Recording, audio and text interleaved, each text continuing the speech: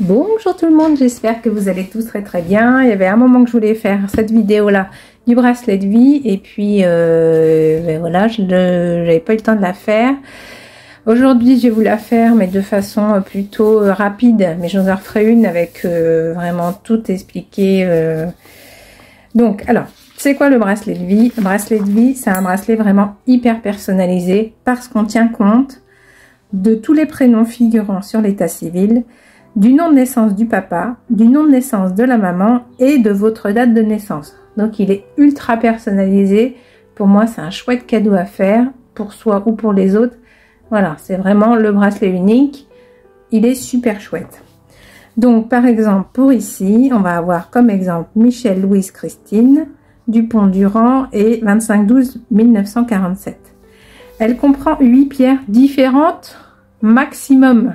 Parce que des fois, on peut retrouver la pierre de vœux ou la pierre de base peut être la même pierre finalement. Mais c'est max 8. Donc la pierre de base représente les ancêtres et les racines. Projet donné par les parents, elle permet l'évolution et donne de l'assurance. Pierre de sommet, pierre spirituelle qui traduit les désirs inconscients et les buts fixés. Pierre de chemin de vie, celle qui lève les blocages et qui correspond au chemin de la base au sommet. Pierre d'appel, celle qui fait émerger les émotions profondes enfouies dans l'inconscient. Pierre de personnalité, pierre d'apaisement et de solution qui renforce le mental.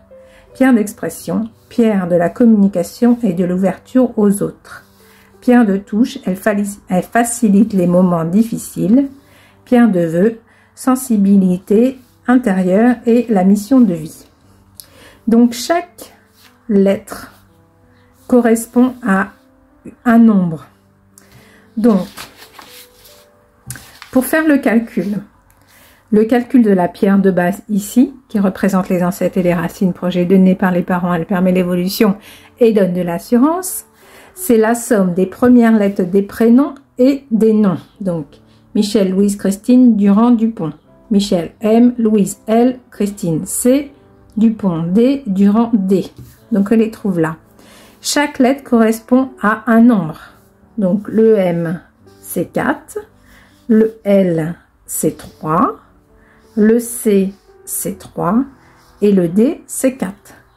On additionne ces chiffres et ça nous donne un chiffre non réduit. Sauf qu'on va jusqu'à 31 pierres. Donc si le chiffre ici dépasse 31, on doit réduire pour avoir le chiffre. Donc il y a entre 1 et 31 pierres différentes. Par contre là j'ai pas la liste, mon imprimante ne voulait pas fonctionner. C'est pour ça que je vous referai une vidéo. Donc là ici, si on fait la somme de tout ce qui est indiqué, donc la pierre de sommet, c'est la somme des dernières lettres, nom et prénom. Pierre de chemin de vie, c'est la somme de la date de naissance. Pierre d'appel, c'est la somme des voyelles des prénoms et noms. Pierre de personnalité, c'est la somme des consonnes et des prénoms, noms et noms. Pierre d'expression, somme non réduite de la pierre d'appel et de la pierre de personnalité.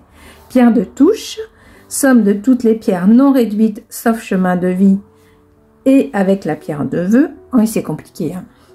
Et la pierre de vœux, somme de toutes les premières voyelles, prénoms et noms. Donc, vous voyez, c'est vraiment très personnel et c'est pour ça que c'est un bracelet vraiment intéressant. Même à travailler, c'est chouette, quoi. Alors, la liste des pierres, donc il y en a entre 1 et 31. Par exemple, dans la liste, il y a l'émeraude.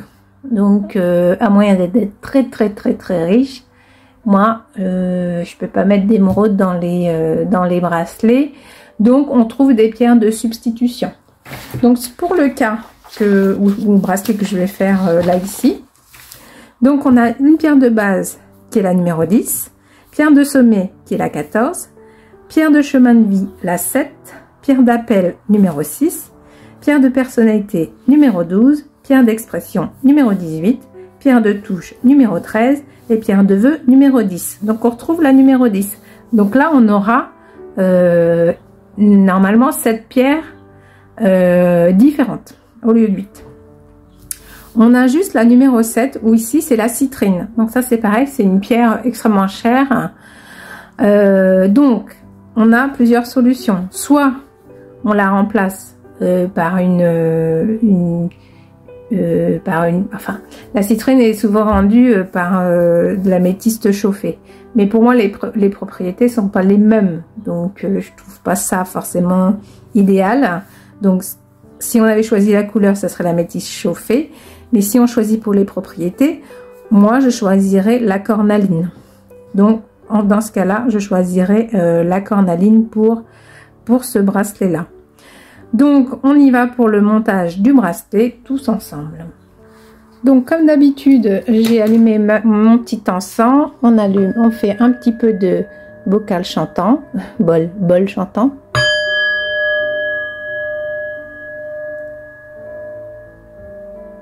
On se met dans de bonnes conditions. Donc, j'ai rassemblé ici toutes les pierres dont j'avais besoin. On aura une petite attache, enfin pas une attache, mais une petite breloque avec un chat dans les étoiles, qui est toute jolie. Donc on est sur un bracelet de 18 cm, de zoomer et de cadrer. Alors donc 1, 2, 3, 4, 5, 6, 7. Donc j'ai 7 pierres différentes. À moi, au niveau des couleurs, donc de faire en sorte que ça fasse joli. Donc, alors, ce qu'on notera quand même, c'est qu'il y a 2 fois la rhodochrosite. Donc c'est la pierre que je vais mettre en nombre supérieur par rapport aux autres. Donc je vais commencer par de l'hématite. Ensuite, qu'est-ce qui pourrait être joli? La cornaline, parce qu'elle est rouge. Je l'adore cette pierre, je la trouve tellement jolie. Elle est rouge orangé, je la trouve très très belle. Ensuite, je vais mettre de l'ambre parce que ça fait sympa avec le rouge orangé. Voilà. Après, si au final je trouve ça moyen, on rechange de place. Ensuite, je vais mettre du grenat, voilà, pour rester dans les couleurs plus sombres au début. Et on va s'ouvrir aux couleurs un peu plus claires. Donc, je vais aller sur l'améthyste. Voilà. Toujours, moi j'aime bien travailler en symétrie. Donc, l'améthyste. Je vais en mettre 2. Je vais séparer, alors, carrément clair, la pierre de lune. Pour l'instant, je fais ça. Et la rhodochrosite, donc on a dit qu'il fallait que je la mette en nombre supérieur. Je vais en mettre pour l'instant 4. Est-ce que alors attendez, parce que là ça fait ça comme ça. Moi l'ambre elle est jolie, vraiment elle est très jolie. Vous savez qu'il existe plusieurs couleurs d'ambre, pas que jaune. Mais bon, voilà, c'est la plus connue, jaune et orange, quoi. Tac. Tac. Comment je pourrais faire? Moi, j'aurais bien mis celle-là entre les deux. Voilà. Comme ça, je mettrais bien 2 cornalines.